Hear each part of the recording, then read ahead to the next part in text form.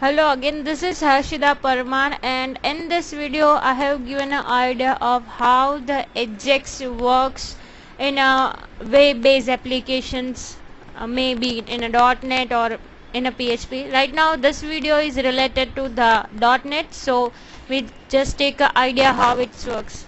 Now basically what is the meaning of a Ajax is that when we perform Ajax functionality in our page, at that time you get the output without your page will refresh in a browser. This is what the basic concept of Ajax. The full form of Ajax is extensible asynchronous JavaScript and extensible markup language. This is what the Ajax is. So let's take an idea of it. From a toolbox you just select Ajax extensions, drag and drop a script manager in your page, and then update panel.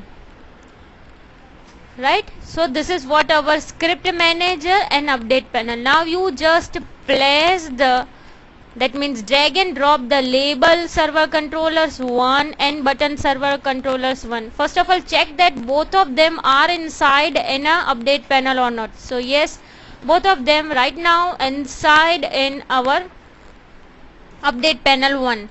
So this is what the basic concepts. Now I just give you the idea. You can see this page. This is what my button 1 label 1, this is what my button 2 and label 2. I just show you the source.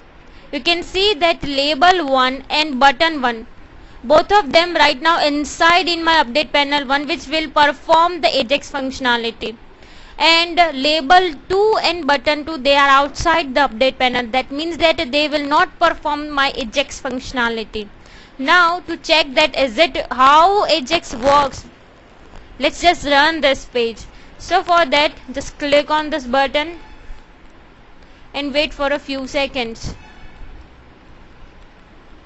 So you can see that first button 1 which perform Ajax, and button 2 underscore no underscore Ajax, that means that this will not perform Ajax. Now when I click on the button 2, you can see that my page is refreshed. Each and every time when I click on my button 2, my page will be refreshed, because the reason is that the label 2 and button 2, both of them right now outside in update panel. Now when I click on a button 1, you can see that without page refresh it will show me the output. So this is what the functionality of a Ajax, that when if you are interested to modify your some part of a page without refreshing it, that's at that time we are using Ajax update panel concepts, script manager. There are so many other options are there. You are also perform the Ajax control toolkit. You can just download it from a net and make references, and you are allowed to perform Ajax validation also.